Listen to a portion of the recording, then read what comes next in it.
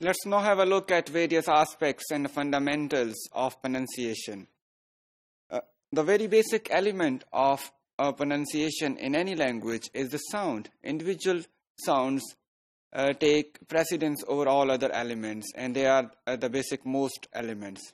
In English language, we can say there are two kinds of basic sounds, and we know them, the vowels and consonants. And then we have a combination of sounds, and these combinations form consonant clusters as well. But when we move from one word to another, we have the linkage of sounds. If we keep English language in our perspective, we see that the native speakers of English language, when they move from one word to another, there is very little pause, and there is a connection between the sounds on many occasions. But when the same thing is done by many foreign language learners of English language, they might sometimes give an undue delay between the sounds of two words, and therefore the linkage of sounds is weak in this regard. And this sometimes make a very distinguishing feature of second language speakers of English language. Word stress is another important feature of the pronunciation. It sees how certain stress could be put on certain syllables in a word. When the words carry more than one syllable, usually in English language, the pattern is that one syllable is stressed, where some emphasis is put by speaking it in a louder voice, or and by holding a vowel a little longer and speaking out the consonants clearly.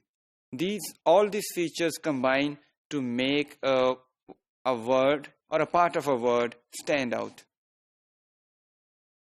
Rhythm is another important feature of English speech because English speech resembles music. There are various groups of syllables in English language, and within each group there are strong and weak beats of music. Strong beats usually fall on verbs, nouns, adjectives, and adverbs. And weak beats usually fall in a sentence on prepositions, articles, and pronouns, which usually perform a grammatical function. Intonation involves the changes of pitch in a sentence, and speakers usually change their voice while speaking a certain thing by making their voice higher or lower in their speech.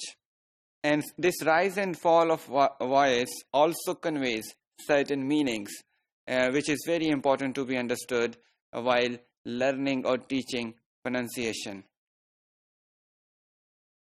Speakers definitely use their pitch of voice to send various messages in a normal conversation.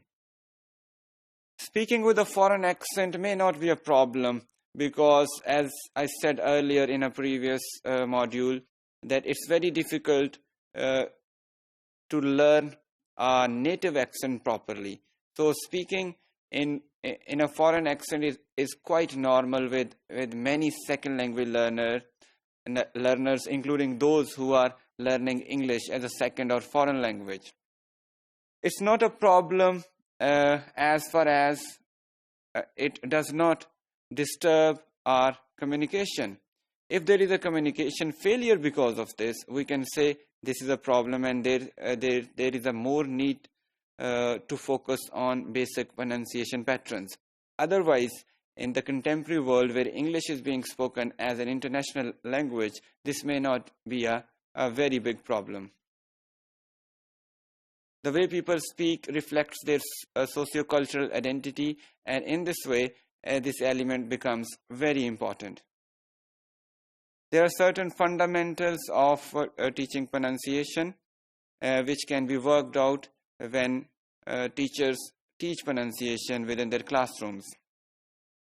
For example, it is believed that focusing on larger chunks while teaching pronunciation may be more useful than focusing on individual sounds. Some teachers might have different experiences, but this is based on based on various studies which have been conducted in this field. So focusing on larger chunks of pronunciation may be more useful in teaching pronunciation. And then involving people or learners in actual speaking is more fruitful than making them a mere remembering the rules of pronunciation, because it's the practice or the actual speaking which can give them a better idea of how to pronounce certain words in a foreign language as compared to the mere memorization of the rules. Many students would be comfortable learning rules because learning of rules is less threatening, and they may not be easy with the actual speaking, but teachers in a pronunciation classroom may ensure that their students participate in actual speaking.